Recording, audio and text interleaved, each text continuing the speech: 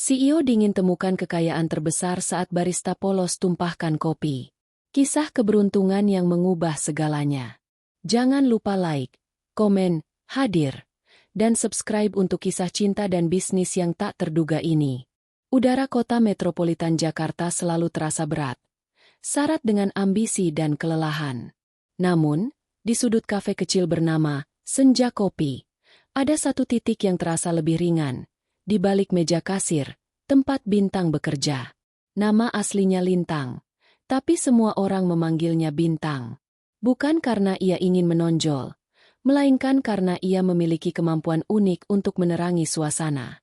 Bintang hanyalah seorang gadis 23 tahun yang merantau dari kota kecil, hidup mandiri dengan bekerja serabutan, pagi di kedai kopi, malam mengajar les privat. Pakaiannya sederhana, rambutnya diikat longgar, tapi matanya memancarkan kehangatan yang tak bisa dipalsukan. Pagi itu, kafe sedang sepi. Bintang menyeka meja sambil bersenandung pelan. "Bintang, hati-hati dengan senandungmu itu," ujar Ibu Tati, pemilik kafe. "Nanti ada pangeran yang nyasar kemari. Kaget mendengarmu." Bintang tertawa. Tawa renyah yang sering membuat pelanggan merasa lebih baik. "Tidak ada pangeran, Bu Tati. Hanya ada pesanan double espresso untuk Pak Arman. Sepertinya hari ini beliau sedang pusing." Kepekaan Bintang pada emosi orang adalah karunia sekaligus beban. Ia bisa merasakan aura kegelisahan, kesenangan, atau bahkan bahaya, meski tak pernah mengatakannya secara gamblang. Ia lebih suka menyalurkannya dalam bentuk pelayanan yang tulus. Jika ia merasa seseorang sedang tertekan, ia akan memberikan senyum ekstra atau menyiapkan minuman dengan takaran gula yang lebih tepat. Di saat ia sedang sibuk menyiapkan pesanan, tiba-tiba ia merasakan gelombang energi berat, dingin, dan sangat mendesak, seolah badai emosi sedang bergerak menuju kafe. Jantung Bintang berdebar lebih cepat. Ia mendongak, tepat ketika sebuah mobil sedan hitam dengan kaca gelap yang mencolok berhenti tepat di depan kafe. Pintu mobil terbuka. Seorang pria keluar. Posturnya tegap, tinggi, dibalut jas abu-abu tua yang terlihat mahal dan disetrika sempurna. Wajahnya tampan, dingin, dan kaku, seperti patung yang terbuat dari marmer bisnis yang keras. Aura mendominasi dan tertekan yang Bintang rasakan berasal dari pria ini. Itu adalah Aksara Dirgantara. Aksara adalah definisi sempurna dari keberhasilan yang melelahkan. Ia adalah CEO termuda Dirgantara Group, kerajaan teknologi yang memimpin pasar Asia Tenggara. Namun, di balik semua kemewahan itu, Aksara sedang menghadapi kebuntuan ide yang mematikan. Proyek Titan, peluncuran sistem AI terbaru perusahaannya, tersendat. Data, logika, dan strategi yang ia yakini selama ini seolah tak lagi berfungsi. Semalam suntuk di kantor membuatnya harus mencari kopi di tempat yang belum pernah ia datangi. Aksara melangkah masuk. Tatapan matanya lurus, dingin, dan langsung tertuju pada menu. Ia sama sekali tidak memperhatikan Bintang yang berdiri di balik meja kasir. Ia hanya melihat kafe ini sebagai pit stop fungsional sebelum kembali ke neraka ruang kerjanya. Bintang merasakan ketegangan yang begitu besar dari pria itu sehingga ia hampir ingin menawarkan teh hangat, bukan kopi. Di usia 29 tahun, Aksara telah mencapai segalanya. Ia lulus dari universitas terbaik, mewarisi perusahaan terbesar, dan menguasai dunia bisnis dengan pendekatan yang murni logis. Hidupnya adalah grafik, data, dan keputusan berbasis probabilitas. Tidak ada ruang untuk emosi, intuisi, apalagi keberuntungan. Pagi ini, seharusnya ia sudah berada di ruang rapat, bukan di kedai kopi pinggiran. Tapi kepalanya sakit, otaknya menolak bekerja. Ia merasa kosong. "Mau pesan apa, Tuan?" Suara itu lembut, namun sedikit cemas. Aksara mendongak. Ia melihat wajah gadis di depannya. Matanya lebar, jujur, dan ada sedikit binar yang mengganggu fokusnya. "Kopi hitam, double shot." "Cepat," jawab Aksara singkat. Suaranya dalam dan tidak sabar. "Baik, Tuan. Tapi boleh saya sarankan, single shot saja?" "Pagi ini sepertinya jantung Anda sudah cukup berdetak kencang," kata Bintang refleks. Ia tidak tahu mengapa, Tapi ia merasa 2 kali espresso akan membuat pria di depannya ini kolaps. Aksara terdiam. Ia memandangi Bintang dengan ekspresi datar yang menilai. Selama ini, semua orang di sekitarnya hanya menurut. Siapa gadis ini berani menganalisis kondisi jantungnya? Pekerjaanmu adalah mencatat pesanan, bukan mendiagnosis. Balas Aksara dingin. Bintang tersentak. Pipinya sedikit memerah karena teguran itu. Maaf, Tuan. Saya hanya merasakannya. Double shot akan segera siap. Ia segera membalikkan badan, merasa bodoh karena bicara tanpa filter. Aksara hanya menggelengkan kepala. Orang-orang aneh. Aksara mengambil tempat duduk di sudut, membuka tabletnya, dan kembali berkutat dengan laporan proyek Titan yang macet. 500 juta dolar terancam sia-sia jika ia tidak menemukan sudut pandang baru dalam 2 hari ke depan.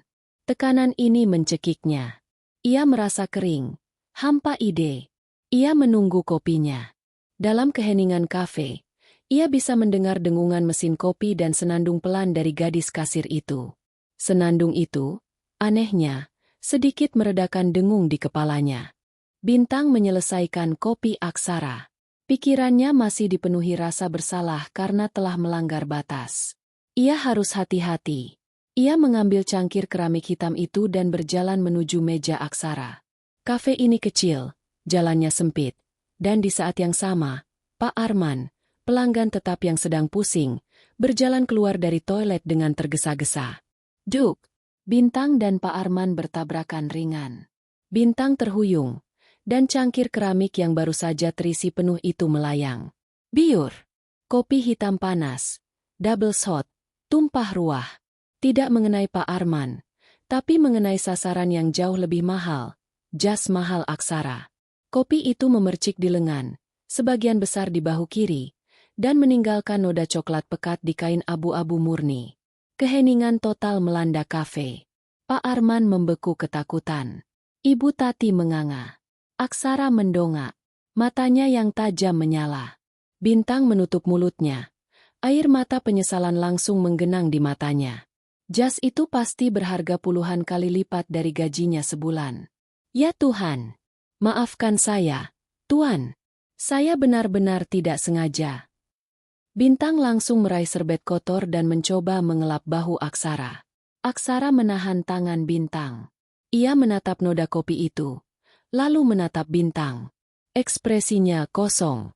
Tidak ada amarah eksplosif seperti yang semua orang takutkan. Jangan disentuh. Suara Aksara sangat rendah, tapi tanpa nada marah. Bintang menarik tangannya. Tubuhnya gemetar. Ia siap dimaki, diancam, atau digugat. Saya akan ganti rugi jasnya. Berapapun harganya, saya akan mencicilnya. Maafkan saya. Bintang menundukkan kepala. Suaranya tercekat. Aksara berdiri perlahan. Ia merasakan kehangatan yang menyengat di bahunya. Tapi yang lebih aneh, ia merasakan sesuatu yang lain. Kopi panas itu seharusnya membuatnya murka. Meledak karena kesialan ini. Tapi, entah mengapa, setelah kecelakaan itu, ketegangan di kepalanya mereda. Tekanan proyek Titan sejenak terlupakan. Ia hanya fokus pada wajah Bintang yang memerah karena rasa bersalah. Kau! Aksara berhenti. Ia melihat ke matanya yang berbinar, dan entah mengapa, ia merasa seperti melihat pantulan dirinya yang sedang kacau. Tunggu di sini. Jangan kemana-mana. Perintah Aksara. Ia berjalan ke toilet. Bintang terduduk lemas di kursinya. Ibu Tati berbisik. Kita tamat, nak. Beberapa menit kemudian, Aksara kembali. Ia hanya melepas jasnya, menyisakan kemeja putih mahal yang dilipat di lengan. Ia terlihat sedikit lebih santai, meski aura dominasinya tetap kuat. Jas itu akan dikirim ke laundry khusus besok. Aku akan mengirim penagihan ke kafe ini, ujar Aksara, membuat Ibu Tati kembali pucat. Tidak, Tuan. Tagih ke saya. Saya yang melakukan kesalahan. Bintang menyela cepat. Aksara memandangnya lagi. Lupakan jas itu untuk saat ini. Aku punya tawaran yang jauh lebih besar daripada ganti rugi jas. Aksara mengambil napas dalam-dalam. Aku butuh kopi. Yang baru. Bintang segera membuatkannya. Kali ini, ia menyiapkannya dengan hati-hati. Ia bahkan mencampurkan sedikit madu, sesuai dengan intuisi paginya yang mengatakan Aksara butuh sedikit kehangatan. Aksara menyesap kopi madu itu. Alisnya sedikit terangkat. Rasanya asing, manis, dan sedikit menenangkan. Duduklah, perintah Aksara, menunjuk kursi di depannya. Bintang patuh. Aksara meletakkan tabletnya di atas meja, menampakkan grafik-grafik bisnis yang rumit. Namamu Bintang? Tanya Aksara. Lintang. Tapi dipanggil Bintang. Bintang. Ulang Aksara. Aku Aksara Dirgantara. Kau tahu siapa aku? Tahu. CEO Dirgantara Group. Jawab Bintang. Bagus. Berarti kau tahu bahwa waktuku sangat berharga. Hari ini seharusnya menjadi hari terburukku. Jas kotor. Rapat tertunda. Tapi, anehnya, aku merasa sedikit lebih ringan sejak kau menumpahkan kopi itu. Aksara berbicara dengan nada analisis murni, seolah sedang memecahkan anomali data. Aku sedang mengalami kebuntuan besar. Timku stres. Perusahaanku tegang. Aku mencari solusi logis, tapi logikaku macet. Aksara memajukan tubuhnya. Aku ingin kau bekerja untukku. Sementara. Bintang terkejut. Bekerja? Saya tidak punya ijazah bisnis, Tuan. Saya hanya barista. Kau tidak akan menjadi eksekutif. Kau akan menjadi asisten pribadi non-resmi. Tugasmu. Aksara memberi jeda. Matanya menatap tajam ke mata Bintang. Hanya berada di dekatku. Membuat kafe yang tenang ini kembali ke kantorku. Bintang mengerutkan dahi. Apa maksudnya, Tuan?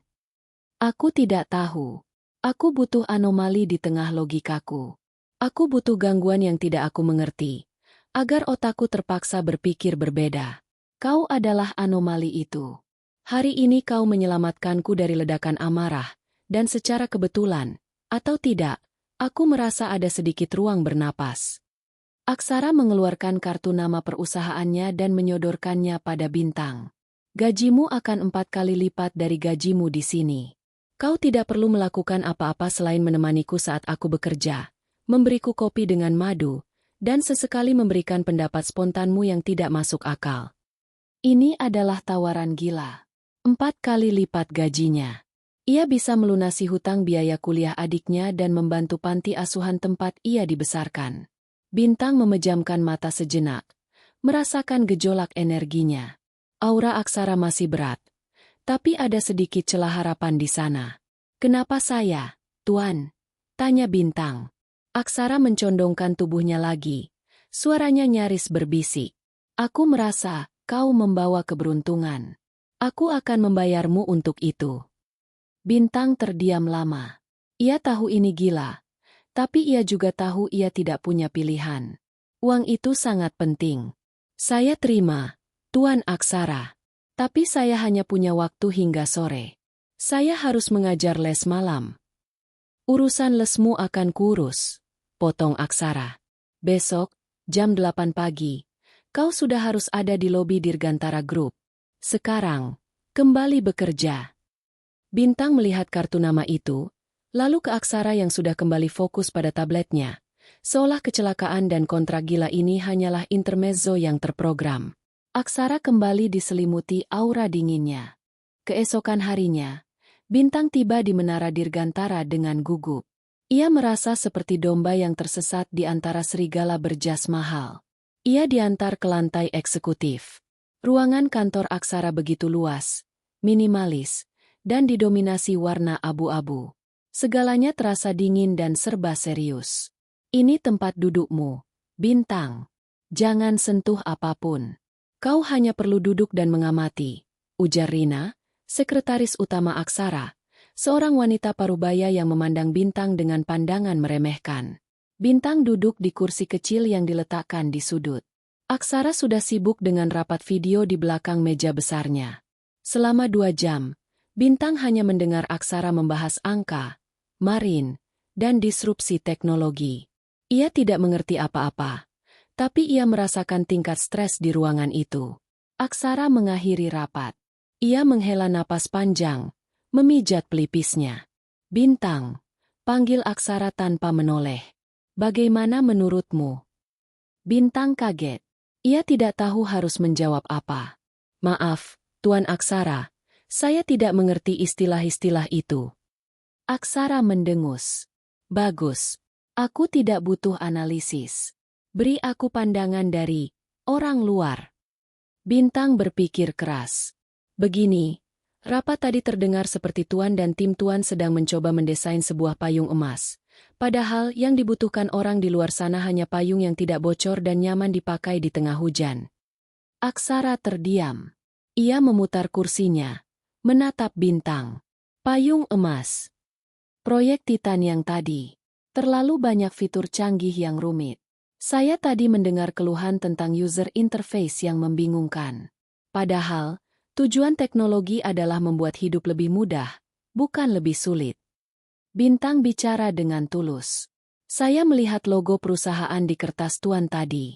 Logonya indah, tapi di mata saya, logo itu terlihat kurang bersahabat. Mungkin itu yang membuat orang merasa perusahaan ini sulit didekati. Aksara mengerutkan kening. Secara logika, kritik ini konyol. Namun, ia teringat keluhan minor dari divisi marketing yang sempat ia abaikan. Brand image Dirgantara memang terlalu dingin. Rina, kirimkan laporan visual user interface Titan terbaru dan brand Guideline tahun ini ke Bintang. Perintah Aksara. Rina, yang sejak tadi mendengar dengan ekspresi terkejut, segera menurut. Bintang melihat sekilas laporan itu. Tuan Aksara, katanya pelan. Bagaimana jika kita membuat tagline baru? Yang lebih simpel, lebih manusiawi. Misalnya, Dirgantara, memudahkan langkah Anda? Aksara menatapnya. Logikanya berteriak. Itu klise.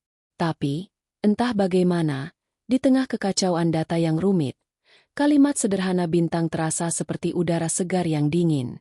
Kalimat itu menenangkan dan mengena. Klisemu ini terdengar jujur. Gumam Aksara. Ia mengambil pulpen, membuat catatan cepat. Kau boleh pulang sekarang, Bintang. Rina akan mengatur sopir untuk mengantarmu, dan memastikan biaya lesmu sudah dibayarkan untuk bulan depan. Saat Bintang berjalan keluar, ia merasakan aura Aksara tidak lagi seberat saat ia pertama kali masuk. Ada pergeseran kecil, seolah simpul yang tadinya terikat kencang sudah sedikit mengendur. Aksara kembali ke mejanya, menatap tagline baru yang ia tulis. Keberuntungan, bisiknya. Atau hanya kebetulan dari sudut pandang yang bodoh. Namun, ia tahu, sejak kopi panas itu tumpah, pikirannya yang beku mulai mencair. Dan ia sangat membutuhkan hal itu.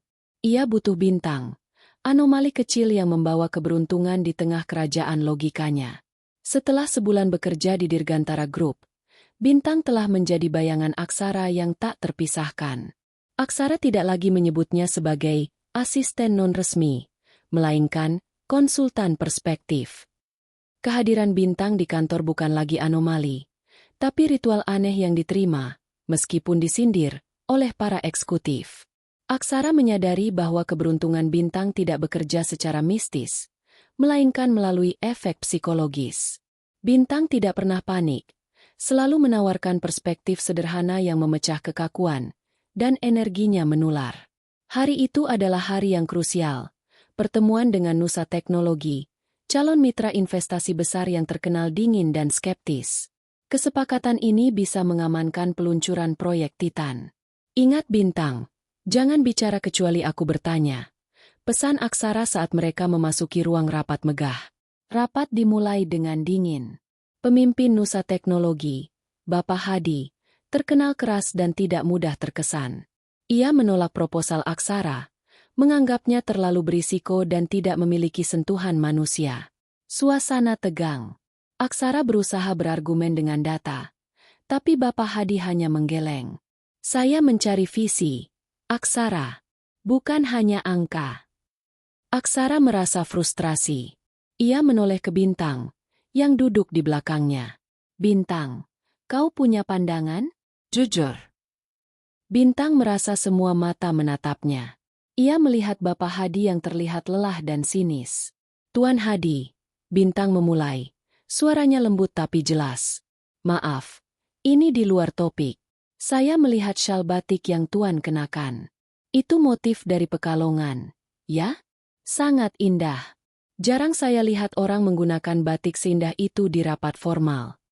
Keheningan melanda. Rina, sekretaris Aksara, terperangah. Aksara sendiri menutup mata, siap menerima bencana. Namun, Bapak Hadi terkejut. Ekspresi sinisnya melunak. Ya, ini hadiah dari mendiang istri saya. Kau tahu batik? Sedikit, Tuan. Tapi saya tahu mana yang dibuat dengan hati, jawab Bintang tulus. Saya melihat filosofi yang sama. Tuan mencari hati dalam teknologi, kan? Bukankah itu yang Tuan cari, Tuan Aksara? Bintang menoleh ke Aksara. Aksara menangkap bola itu. Tepat, Tuan Hadi. Tujuan Titan bukan mencari keuntungan, melainkan membuat teknologi kembali menjadi seni yang melayani manusia.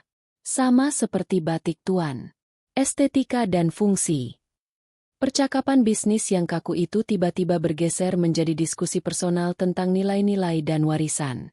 Bapak Hadi mulai tersenyum, berbicara tentang istrinya, dan akhirnya, tentang keinginannya agar teknologi juga memiliki jiwa.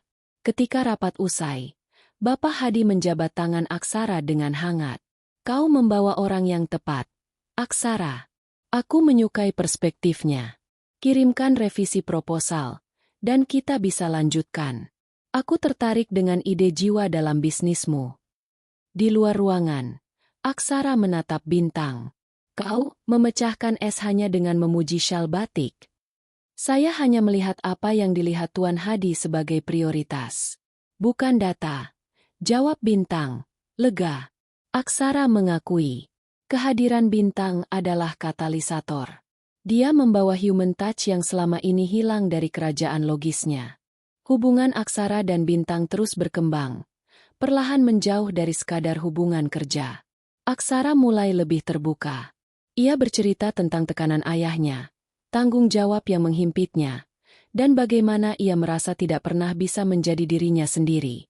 Bintang mendengarkan dengan sabar, tidak menghakimi, dan selalu memberikan komentar sederhana yang menenangkan. Aksara menemukan kedamaian dalam kepolosan Bintang. Namun, ada lapisan misteri pada diri Bintang. Setiap Jumat sore, ia selalu meminta izin pulang tepat waktu, menolak tawaran Aksara untuk mengantar dengan mobil perusahaan. Rasa ingin tahu Aksara yang didorong oleh insting bisnis dan perasaan pribadi mulai muncul. Ia meminta Rina, sekretarisnya, untuk melakukan penyelidikan latar belakang, BL, Bintang. Rina melaporkan bahwa Bintang berasal dari luar kota, tidak memiliki keluarga inti, dan hanya mencantumkan alamat di sebuah kawasan pinggiran Jakarta. Tidak ada catatan kriminal, namun ada banyak transfer dana kecil yang ia kirimkan ke sebuah yayasan bernama Panti Asuhan Cahaya Senja. Aksara membaca laporan itu dengan dahi berkerut. Bintang menyembunyikan masa lalunya. Kenapa? Ia memutuskan untuk mengikuti Bintang secara diam-diam. Jumat sore itu, Aksara mengendarai mobilnya sendiri, mengikuti taksi yang membawa Bintang ke pinggiran kota. Taksi itu berhenti di depan sebuah bangunan tua, namun terawat, dengan papan nama Panti Asuhan Cahaya Senja. Aksara melihat Bintang turun. Wajahnya langsung bersinar. Ia disambut oleh puluhan anak kecil yang meneriakkan namanya dengan gembira. Ia tertawa, memeluk, dan mulai mengajar beberapa anak membaca, menggunakan buku-buku bekas. Aksara melihat sisi Bintang yang belum pernah ia lihat. Tulus, altruis, dan penuh kasih. Ia adalah yatim piatu yang kembali untuk membantu sesamanya. Uang gajinya yang besar, yang ia terima dari Aksara, tidak ia gunakan untuk dirinya sendiri, melainkan untuk panti asuhan itu. Aksara merasa malu atas tindakannya menyelidiki. Bintang tidak menyembunyikan kejahatan, ia menyembunyikan kebajikan. Saat Bintang sedang tertawa bersama anak-anak, Aksara menerima panggilan penting dari ponselnya. Ia harus segera kembali ke kantor untuk krisis mendadak. Ia pergi tanpa bertemu Bintang. Namun perjalanannya itu telah mengubah pandangannya. Aksara mulai menyadari bahwa Bintang adalah harta karun, bukan sekadar anomali atau jimat keberuntungan. Krisis itu terjadi pada hari Senin. Server Dirgantara Group, yang seharusnya kebal, mengalami serangan ransomware kecil namun merusak. Proyek Titan yang baru saja dirangkai kembali, terancam hilang. Panik melanda lantai eksekutif. Aksara memimpin tim keamanan siber, bekerja tanpa tidur selama belasan jam. Data menunjukkan bahwa serangan itu berasal dari sumber eksternal yang terorganisir. Mereka buntu. Semua solusi logis yang disiapkan gagal. Kita tidak punya pilihan. Aksara. Kita harus menyerahkan sedikit uang tebusan untuk mengulur waktu, ujar Kevin, kepala keamanan siber, dengan wajah frustrasi. Tidak, itu akan menunjukkan kelemahan. Tolak Aksara. Ia memijat matanya yang memerah. Ia merasa dingin dan tegang lagi. Aura yang sama seperti saat Bintang pertama kali bertemu dengannya. Bintang, yang sejak tadi hanya duduk diam, menuangkan kopi madu untuk Aksara. Ia merasakan energi gelap dan dingin di sekitar ruangan.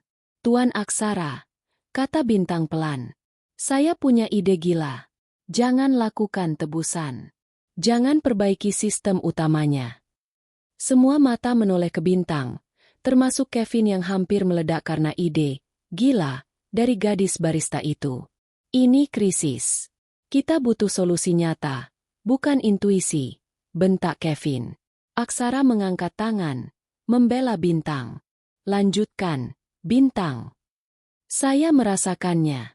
Penyebar ransomware ini tidak ingin uang.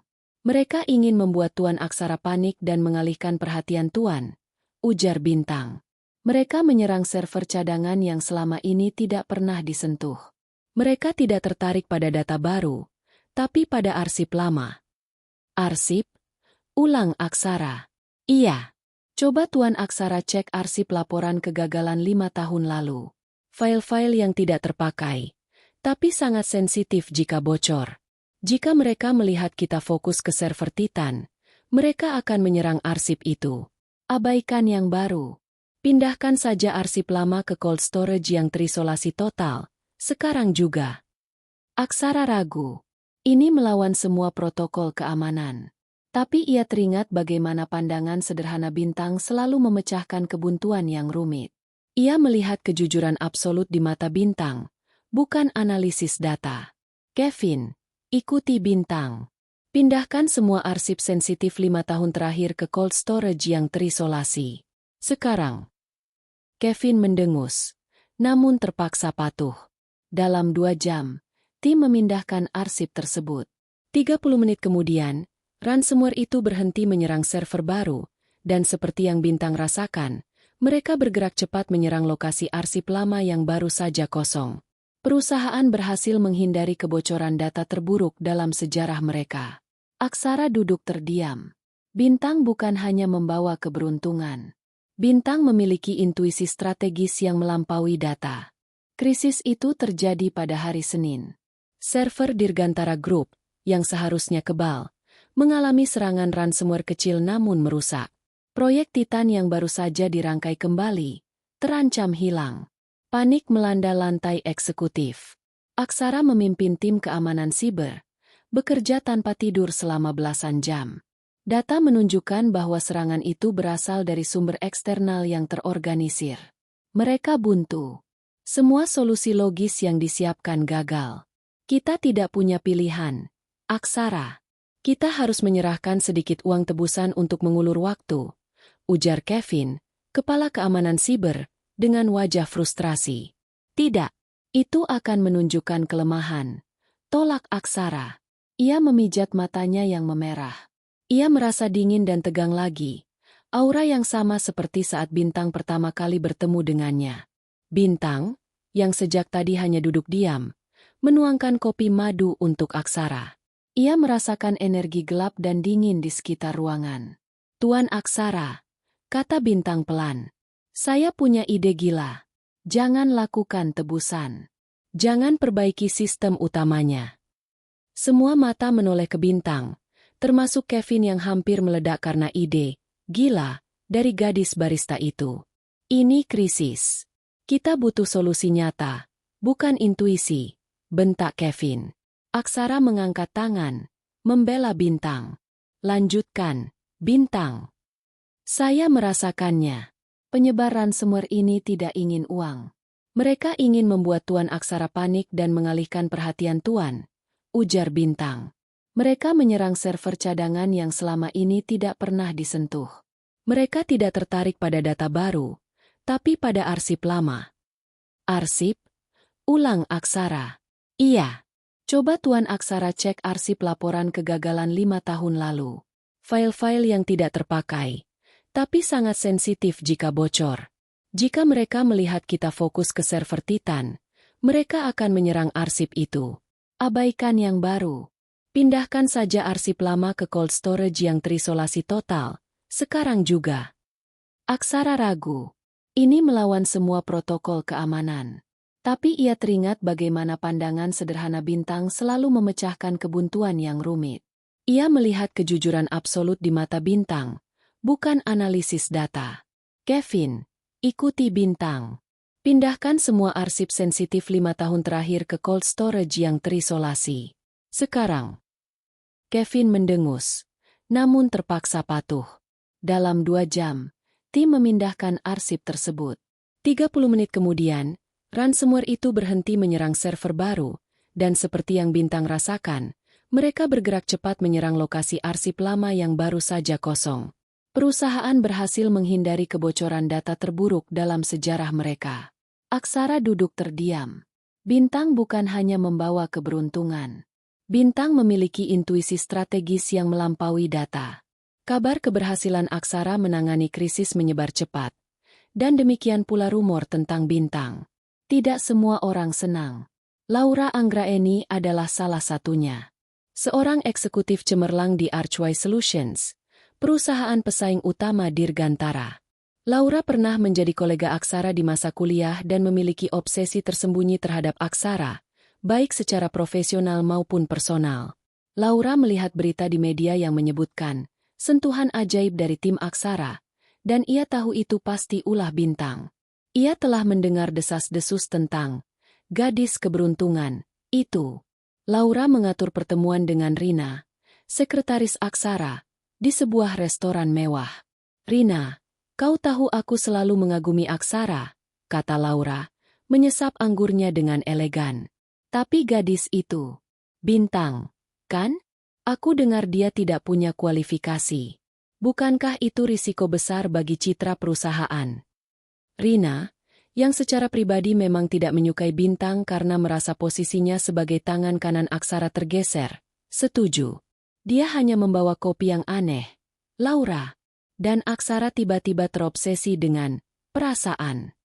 Laura tersenyum licik. Aksara tidak pernah logis dalam urusan emosi. Gadis seperti itu bisa merusak fokusnya.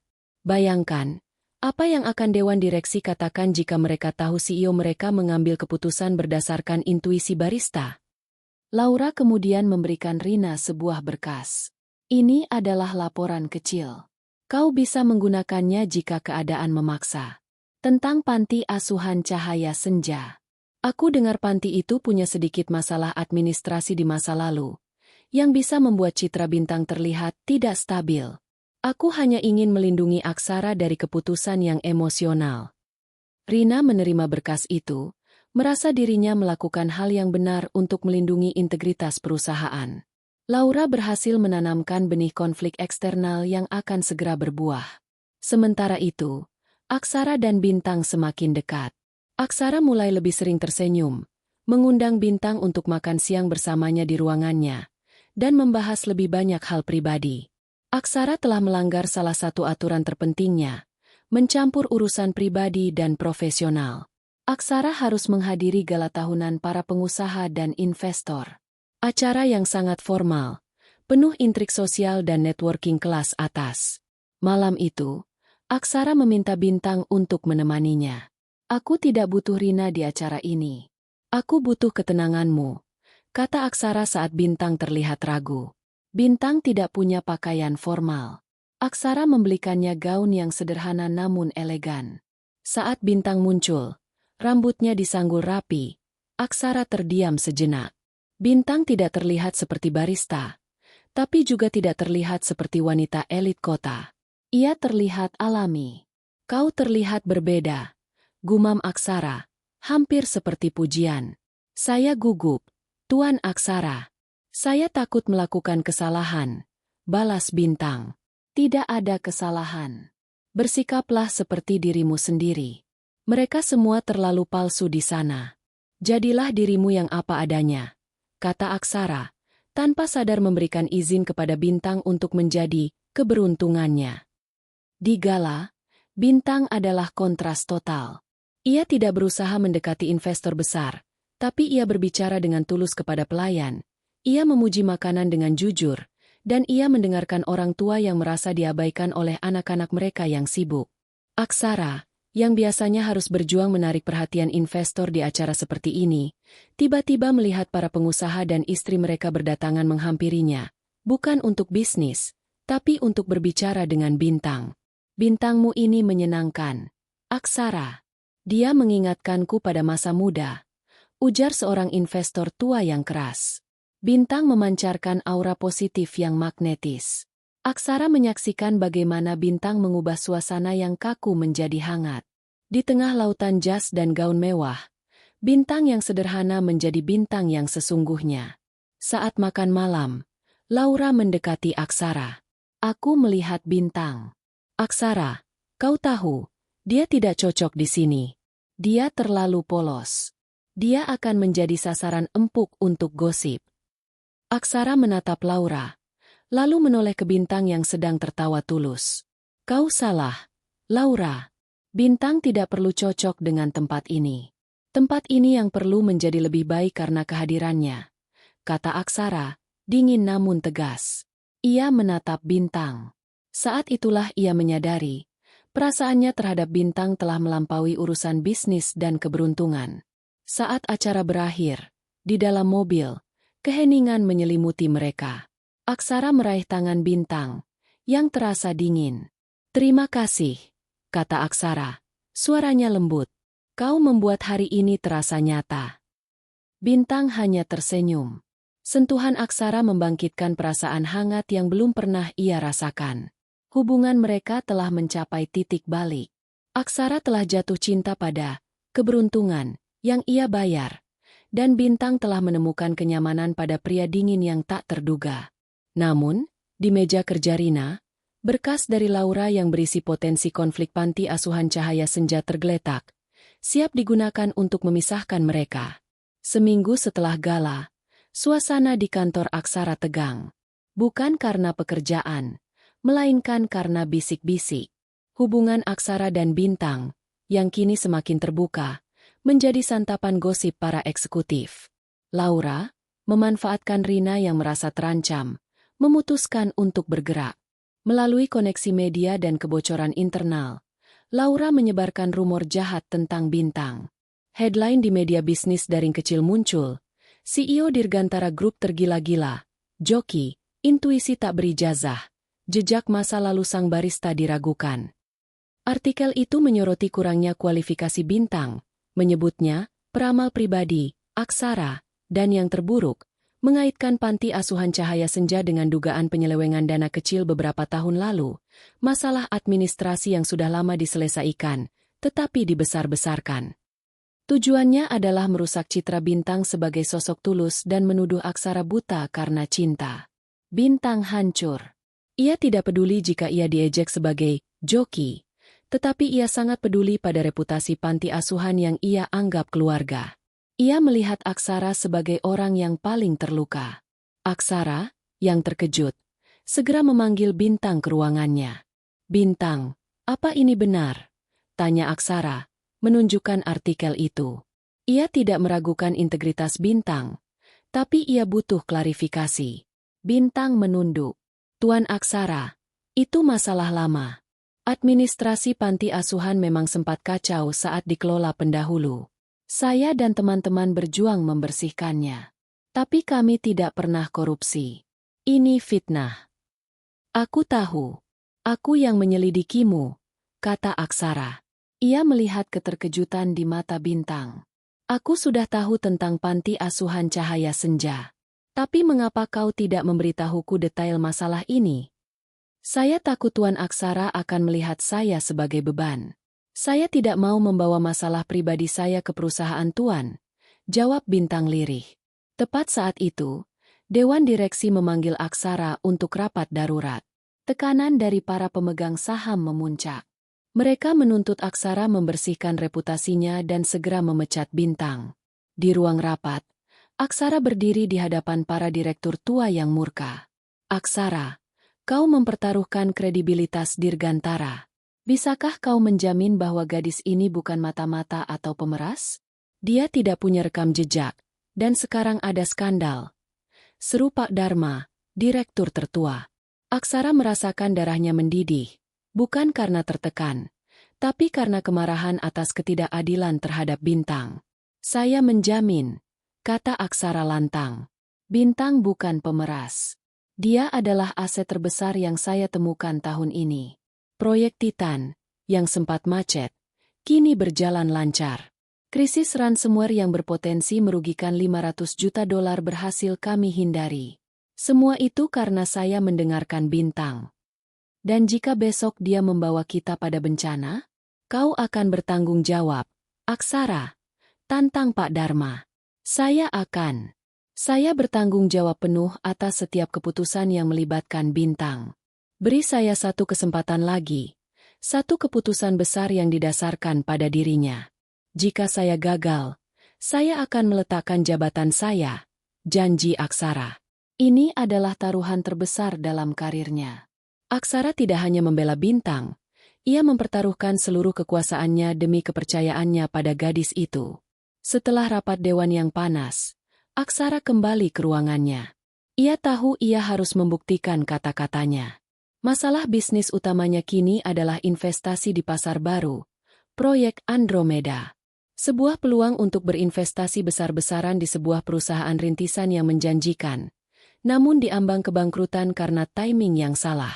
Data logis Aksara menyarankan jangan. Risiko kebangkrutan 70%. Ia duduk di meja. Tabletnya menampilkan angka-angka yang memusingkan. Bintang berdiri di dekatnya. Ia merasakan beban Aksara. Tuan Aksara, ini terlalu besar. Jangan karena saya, Tuan mengambil risiko. Pinta Bintang. Aksara mendongak. Ini bukan tentangmu, Bintang. Ini tentang aku yang belajar tidak hanya mengandalkan logika. Proyek Andromeda. Secara data, kita akan kehilangan uang. Apa kata perasaanmu?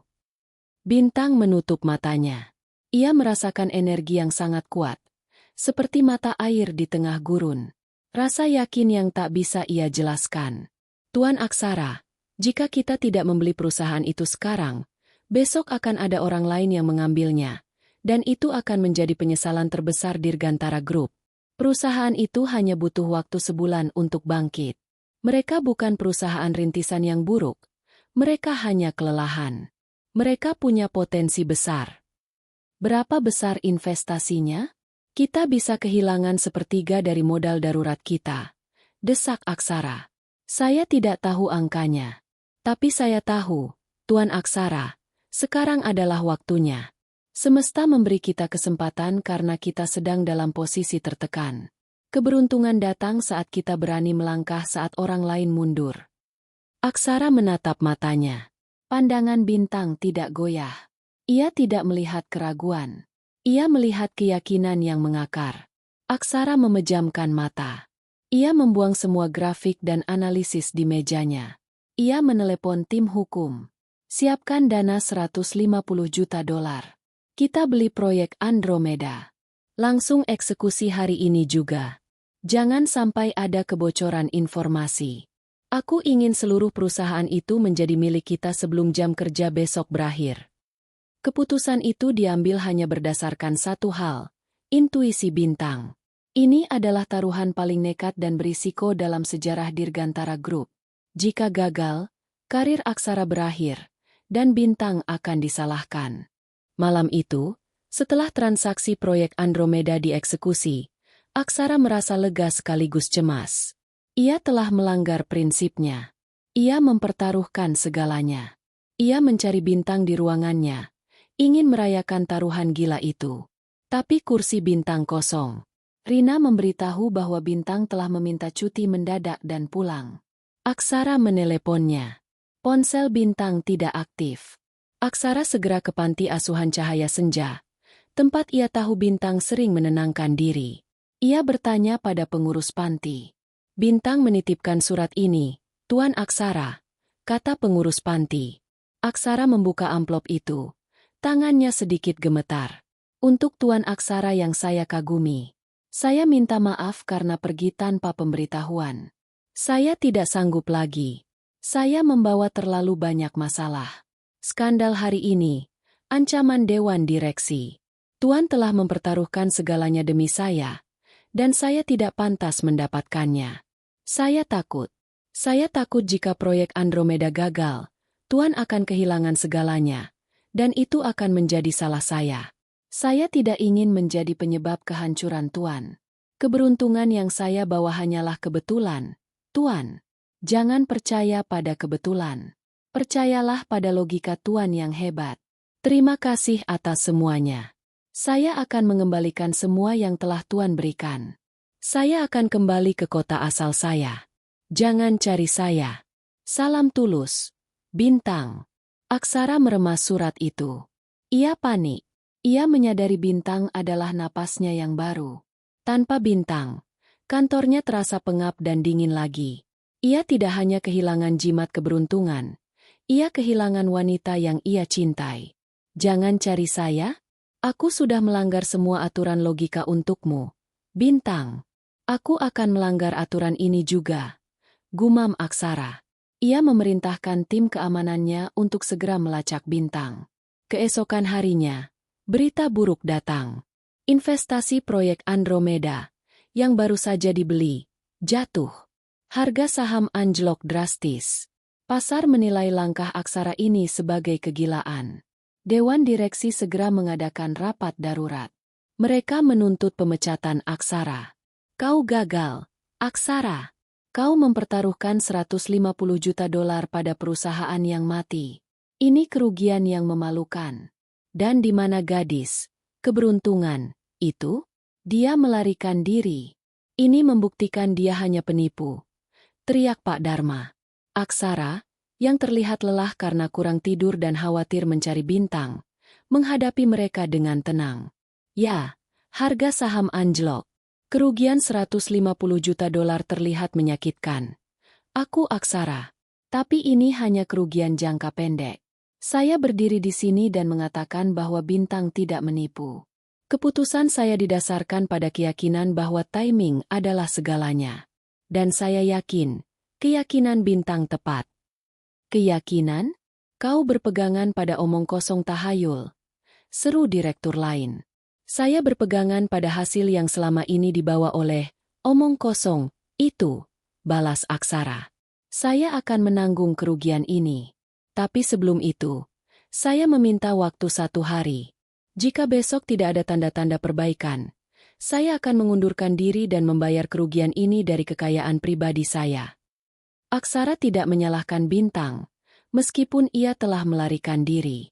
Ia membela intuisi itu karena ia tahu intuisi itu tidak pernah salah secara prinsip. Ia mengambil tanggung jawab penuh, menunjukkan kematangan dan dedikasi yang belum pernah ia tunjukkan sebelumnya. Ia bukan lagi CEO yang hanya didasarkan pada angka. Ia telah menjadi pemimpin yang berani mengambil risiko untuk visinya. Keesokan paginya, saat Aksara sedang berkemas di ruangannya, tim keuangannya panik memasuki ruangan. Tuan Aksara. Tuan. Ini gila. Seru kepala keuangan. Apalagi? Kita bangkrut? Tanya Aksara. Lelah. Tidak. Justru sebaliknya. Proyek Andromeda. Ingat investasi saingan kita di TechWave? Mereka baru saja mengumumkan skandal. Salah satu mitra mereka terbukti melakukan kejahatan keuangan. Saham TechWave anjlok 80%. Lalu, proyek Andromeda adalah kunci teknologi yang dibutuhkan TechWave. Jika kita tidak membeli Andromeda kemarin, TechWave pasti membelinya hari ini. Mereka akan menggunakannya untuk menutupi kelemahan mereka dan kita akan menjadi korban di pasar. Dengan skandal TechWave ini, nilai pasar Andromeda yang kita beli semalam naik gila-gilaan. Mereka adalah satu-satunya yang punya solusi untuk teknologi yang kini dicari pasar. Aksara terdiam. Intuisi bintang benar. Perusahaan itu hanya kelelahan. Waktu yang tepat adalah saat orang lain mundur. Kejatuhan harga saham Andromeda adalah umpan, menunggu saat krisis kompetitor. Timing investasi bintang sempurna. Kegagalan hari itu ternyata adalah pembersihan pasar. Aksara tidak membeli sebuah perusahaan yang mati. Ia membeli aset kunci di waktu paling krusial. Aksara segera memanggil rapat dewan. Di depan para direktur yang kini terdiam karena terpukau, Aksara menjelaskan. Intuisi bintang tidak pernah salah. Dia melihat potensi dan waktu. Saya tidak membuat keputusan berdasarkan tahayul. Saya membuat keputusan berdasarkan keyakinan pada seseorang yang melihat hal-hal yang tidak terlihat oleh kita para ahli data. Aksara membeberkan bagaimana investasi proyek Andromeda kini akan mendongkrak Dirgantara Group ke puncak pasar, memanfaatkan kelemahan kompetitor. Pak Dharma akhirnya mengangguk, mengakui kekalahannya. Kau benar, Aksara. Gadis itu adalah keberuntungan sejati. Kemenangan Aksara mutlak, baik secara bisnis maupun personal. Ia membuktikan bahwa bintang adalah pembawa keberuntungan sejati, bukan hanya kebetulan. Namun, Aksara tidak merasakan euforia. Ia hanya ingin bintang kembali. Ia segera memerintahkan timnya untuk melanjutkan pencarian dengan fokus pada kampung halaman bintang. Setelah pembuktian investasi proyek Andromeda, posisi Aksara di Dirgantara Group tidak hanya pulih, tetapi menjadi tak tersentuh. Namun, kemenangan bisnisnya terasa hampa. Ia hanya memikirkan bintang. Mengabaikan peringatan bintang di suratnya, Aksara menggunakan semua sumber dayanya. Timnya melacak bintang ke kampung halamannya di Jawa Tengah, sebuah desa kecil yang tenang dan jauh dari hiruk-pikuk Jakarta. Aksara terbang ke sana dengan jet pribadinya, lalu melanjutkan perjalanan darat dengan mobil sewaan yang sederhana. Ia tidak membawa sopir atau pengawal. Hanya dirinya sendiri, dibalut kemeja kasual yang belum pernah ia pakai sebelumnya. Ia menemukan bintang di tempat yang paling sesuai dengannya, sebuah balai desa kecil, mengajar sekelompok anak kecil melukis. Bintang tampak lebih damai, tetapi juga lebih kurus. Aksara berdiri di ambang pintu, menyaksikan bintang. Cahaya sore menyinari rambutnya, membuatnya benar-benar terlihat seperti bintang. Bintang mendongak, dan matanya melebar melihat Aksara. Ia segera berdiri, wajahnya menunjukkan keterkejutan, rasa bersalah, dan kerinduan yang mendalam. Tuan Aksara? Kenapa Tuan di sini? Saya minta Tuan tidak mencari saya, bisik bintang, mencoba menutupi kegugupannya. Aksara berjalan mendekat. Ia tidak terlihat seperti CEO raksasa bisnis, melainkan hanya seorang pria yang kelelahan dan merindu. Aku melanggar aturan logika selama berbulan-bulan untukmu, Bintang. Melanggar satu aturanmu lagi tidak ada bedanya. Jawab Aksara, suaranya pelan dan berat. Bintang menunduk. Maafkan saya. Saya takut. Saya benar-benar berpikir saya akan membawa kehancuran pada Tuan. Aksara mengangkat dagu Bintang agar mereka saling tatap. Dengar. Proyek Andromeda. Kita berhasil. Intuisi dan keberuntunganmu sempurna. Kau menyelamatkan Dirgantara dari kerugian terburuk di masa depan. Aku telah diakui sebagai visioner, berkat sudut pandangmu. Syukurlah. Bintang menghela napas lega. Saya khawatir. Kau tidak membawa kehancuran, Bintang. Kau membawa kesuksesan yang lebih utuh. Kau membuatku menjadi pemimpin yang lebih baik, lebih berani, dan lebih manusiawi, kata Aksara. Ia memegang kedua tangan Bintang. Aku tidak datang untuk memintamu kembali bekerja. Aku datang karena aku menyadari, keberuntungan sejati yang aku cari, bukan hanya untuk perusahaan, melainkan untuk diriku. Hidupku tanpa kau terasa hampa. Logikaku berfungsi, tapi hatiku tidak. Aksara menatap mata Bintang dengan intensitas yang meluluhkan hati. Aku mencintaimu, Bintang. Aku tahu ini aneh dan tidak terduga, tapi aku tidak bisa hidup tanpamu.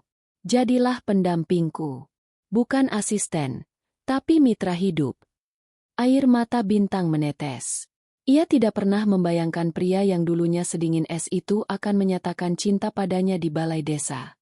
Tapi, dunia kita sangat berbeda, Tuan Aksara. Bintang berbisik, ragu. Kita akan membuat dunia kita sendiri. Janji Aksara. Bintang akhirnya menerima Aksara. Namun, ia kembali ke Jakarta dengan satu syarat. Dirgantara Group harus memperluas fokusnya dari sekadar keuntungan menjadi kesejahteraan sosial yang nyata. Saya tidak mau kembali hanya untuk menjadi jimat keberuntungan di kantor Tuan. Saya ingin keberuntungan itu Tuan bagi kepada orang lain. Jelas Bintang. Maksudmu program CSR, Corporate Social Responsibility? Tanya Aksara. Lebih dari itu. Saya ingin Tuan Aksara mengalokasikan sumber daya, teknologi, dan dana untuk membangun kembali panti asuhan Cahaya Senja dan komunitas lain yang membutuhkan. Saya ingin Dirgantara menjadi simbol bahwa perusahaan terbesar pun bisa memiliki hati, tegas Bintang. Aksara setuju tanpa ragu. Ia telah belajar bahwa nilai sejati Bintang adalah kebaikan hatinya yang tak terhingga. Aksara mengumumkan inisiatif baru perusahaan, Program Bintang Dirgantara, PBD, yang berfokus pada investasi sosial berkelanjutan dan pendidikan teknologi untuk masyarakat kurang mampu. Para direktur awalnya keberatan, melihatnya sebagai pemborosan. Tuan-tuan, Aksara berbicara dengan nada percaya diri yang baru. Program Bintang Dirgantara bukan pengeluaran, melainkan investasi pada masa depan dan reputasi kita. Kami akan menjadi perusahaan pertama yang dikenal tidak hanya karena teknologi kami, tetapi karena empati kami. Dalam waktu singkat, keputusan Aksara terbukti jenius. PBD mengubah citra Dirgantara di mata publik. Media yang tadinya menyerang Bintang, kini memujinya sebagai inspirasi di balik era Dirgantara baru yang lebih humanis. Investor muda dan berbakat, yang peduli pada tujuan sosial, mulai berdatangan, tertarik pada filosofi perusahaan yang baru. Bintang tidak hanya diterima, ia dielu-elukan. Ia telah berhasil menyatukan logika keras Aksara dengan kehangatan hatinya, menciptakan model bisnis baru yang sukses. Bintang secara resmi diberi posisi baru di Dirgantara Group, Kepala Konsultan Kesejahteraan Inovasi Budaya. Tugasnya adalah memastikan bahwa proyek Titan dan semua teknologi baru memiliki user interface yang ramah, etika yang kuat, dan filosofi yang benar-benar memudahkan hidup manusia. Aksara dan Bintang bekerja berdampingan. Dan itu adalah sinergi yang sempurna. Saat Aksara frustrasi dengan detail teknis, Bintang akan masuk dan menanyakan, apakah ini akan membuat hidup seorang ibu rumah tangga di desa lebih mudah, Tuan Aksara? Pertanyaan sederhana itu akan memecah kebuntuan Aksara.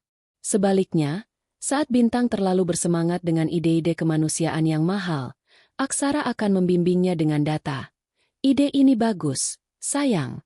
Tapi kita harus membuatnya sustainable. Bagaimana jika kita mengaplikasikan teknologi A untuk mengurangi biaya operasional, sehingga kita bisa menghemat lebih banyak untuk donasi? Mereka saling melengkapi. Ruangan Aksara tidak lagi dingin dan kaku. Ada tanaman hidup di sudut, ada foto Bintang bersama anak-anak panti, dan terkadang, terdengar tawa. Dirgantara Group tidak hanya sukses finansial, mereka menjadi perusahaan yang paling dicari sebagai tempat bekerja. Keseimbangan antara logistik dan intuisi, antara keuntungan dan kemanusiaan, menciptakan lingkungan kerja yang produktif dan bahagia. Keberhasilan luar biasa Dirgantara Group pasca Andromeda dan PBD tentu saja memancing serangan balik. Laura, yang kini semakin terpojok di Archway Solutions, mencoba satu serangan terakhir. Laura membocorkan informasi palsu ke media bahwa proyek Bintang Dirgantara hanyalah skema pencucian uang, mengutip kembali masalah administrasi panti asuhan yang telah lama dikubur. Kali ini, dampaknya minimal. Media telah belajar. Mereka tahu cerita Bintang yang sebenarnya. Aksara segera mengadakan konferensi pers. Ia berdiri di podium, dan di sampingnya berdiri Bintang, tidak lagi dengan gaun mewah, melainkan pakaian kerja sederhana. Serangan ini adalah fitnah yang menyedihkan, kata Aksara tenang. Dan saya tidak akan menyangkalnya. Saya akan membuktikannya. Program Bintang Dirgantara telah membantu ratusan komunitas, dan setiap rupiah dana dapat dipertanggungjawabkan melalui audit independen. Bintang maju ke mikrofon. Saya tidak peduli jika saya disebut penipu. Tapi saya tidak akan membiarkan orang lain merusak impian anak-anak yang kini punya harapan. Aura negatif tidak akan pernah bisa mengalahkan ketulusan hati. Kami akan membuktikan itu dengan hasil nyata, bukan hanya kata-kata. Pidato Bintang yang jujur, ditambah dengan data transparansi yang disajikan Aksara, benar-benar membungkam Laura. Serangan terakhirnya gagal total. Dewan Direksi, yang kini sepenuhnya mendukung Aksara, mengeluarkan pernyataan keras yang mengutuk praktik kotor pesaing. Laura akhirnya dipecat dari Archway Solutions karena dianggap merusak citra perusahaan dan bertindak tidak etis. Kejahatan yang didorong oleh kecemburuan telah dikalahkan oleh kebaikan yang didukung oleh logika. Aksara memegang tangan Bintang erat setelah konferensi pers. Kita melalui badai ini bersama. Kau adalah kekuatanku. Dan Tuan Aksara adalah jangkar saya, balas Bintang. Mereka berdua telah membuktikan bahwa cinta dan kepercayaan bisa menjadi strategi bisnis terbaik. Setahun kemudian, Aksara dan Bintang mengadakan acara resepsi pernikahan yang sederhana namun indah, bertempat di halaman panti asuhan Cahaya Senja yang kini telah dibangun ulang menjadi pusat pembelajaran teknologi yang modern dan ramah lingkungan. Para direktur dan pengusaha besar hadir, tetapi fokus acara adalah anak-anak panti yang bahagia. Aksara memberikan pidato singkat yang sangat pribadi. Dulu, saya percaya bahwa kesuksesan diukur dari grafik saham, keuntungan, dan kekuasaan. Saya hidup dalam ketegangan konstan. Saya adalah raja di kerajaan data, tapi saya miskin hati. Ia menatap Bintang, yang tersenyum di sampingnya. Lalu, saya bertemu Bintang. Gadis yang menumpahkan kopi panas ke jas mahal saya, tapi malah membawa ketenangan. Dia tidak membawa uang, dia membawa keberuntungan sejati, perspektif yang jernih, intuisi yang tulus, dan hati yang besar. Bintang mengajarkan saya bahwa bisnis terbaik adalah bisnis yang melayani manusia. Kami tidak hanya membuat teknologi, kami membuat perbedaan. Hari ini, Dirgantara Group tidak hanya terbesar, tapi juga perusahaan paling etis di kawasan ini. Dan itu, sepenuhnya, adalah warisan dari Bintang. Aksara menyematkan cincin di jari Bintang. Cincin itu tidak terlalu besar, tapi bersinar terang, sama seperti mata Bintang. Aksara Dirgantara, si raja bisnis yang dingin, akhirnya menemukan kehangatan abadi. Bintang, si gadis biasa dari panti asuhan, membuktikan bahwa keberuntungan bukanlah sihir, melainkan energi positif yang terlahir dari ketulusan dan keberanian. Ia telah menjadi bintang yang bersinar terang, tidak hanya di langit pribadinya, tetapi di puncak Dirgantara Group. Mereka berdua memulai babak baru, bersama-sama memimpin kerajaan yang kini dibangun di atas fondasi cinta, logika, dan keberuntungan sejati. Luar biasa, bukan? Kisah Putri Bintang dan Aksara, sang CEO dingin, membuktikan bahwa keberuntungan sejati lahir dari hati yang tulus. Menurutmu, apakah Aksara akan tetap sukses tanpa kehadiran Bintang? Tulis pendapatmu di kolom komentar. Jika kamu suka chemistry mereka, ketik Bintang bersinar. Jika kamu lebih suka Aksara tetap logis, ketik diagram batang. Sampai jumpa di kisah selanjutnya.